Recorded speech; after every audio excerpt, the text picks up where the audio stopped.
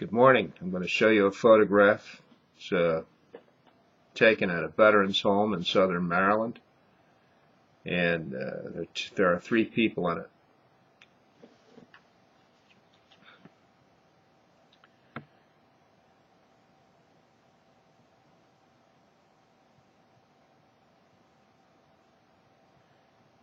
Well, it's like a little train here. The first person is on an electric wheelchair, electric cart of some kind, and he's pulling two others. The one behind him is the man in front is Joe Woodlawn, veteran, Vietnam and Korea, U.S. Army, 1950 to 1972, I think.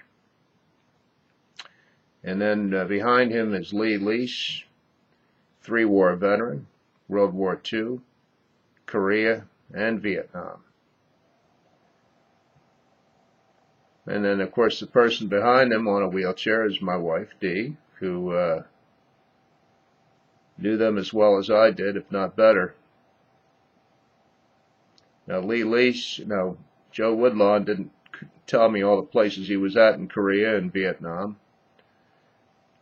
But Lee Lease rattled off a list of names of places he was at in the Pacific during World War II, including Guadalcanal, Palileo, Tinian, Saipan, Guam, Okinawa, those kinds of places.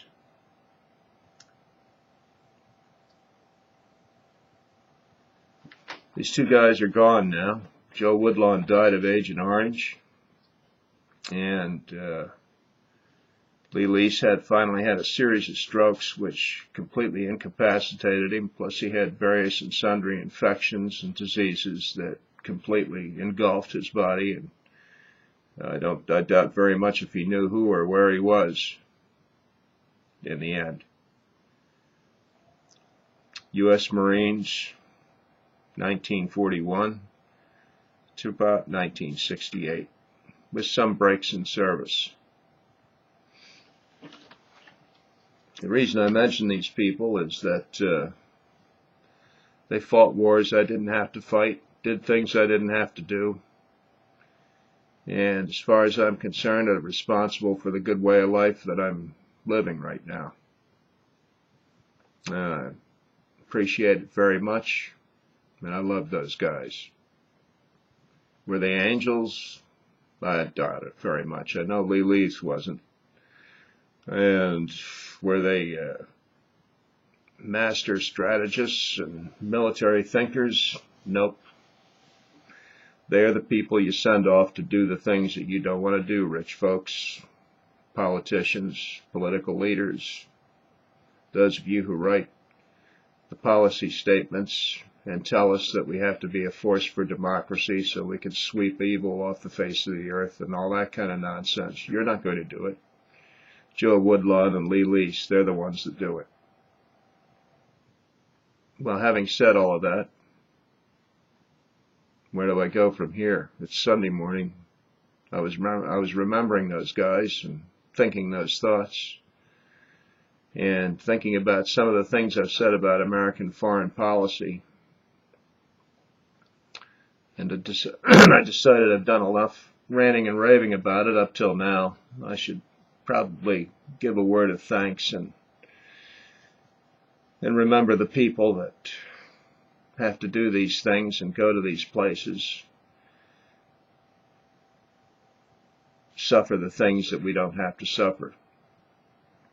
I once told somebody one time, because I wore the uniform myself for a long time, off and on, that we are the ones that are the bullseyes, so the average American citizen doesn't have to be.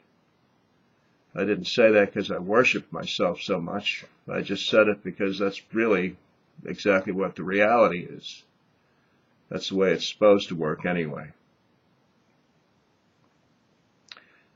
It may be that I am a little bit too patriotic for my own good sometimes, and when I am that way, I don't think clearly. So I'm not looking at the evidence and making a rational decision about it. I do agree with Noam Chomsky and Howard Zinn. I understand exactly what they're talking about.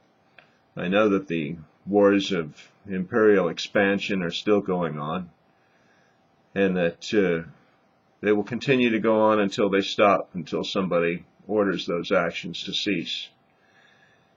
When I was in Hawaii last month, I went to the Arizona Memorial. It still has a tremendous impact on me.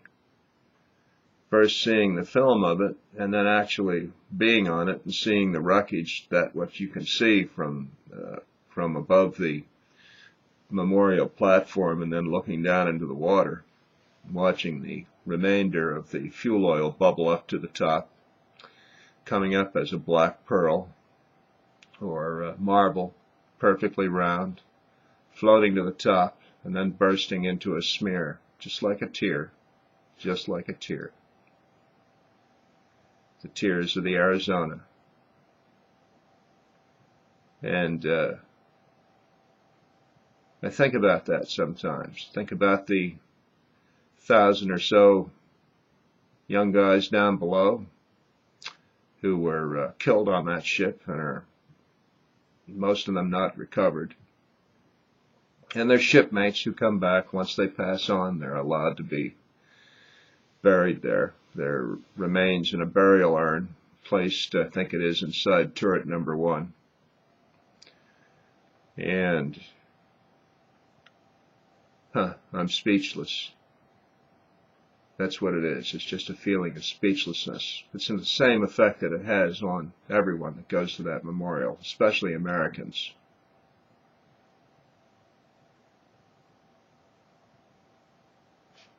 I wish you a happy day and a good Sunday. That's it for this one.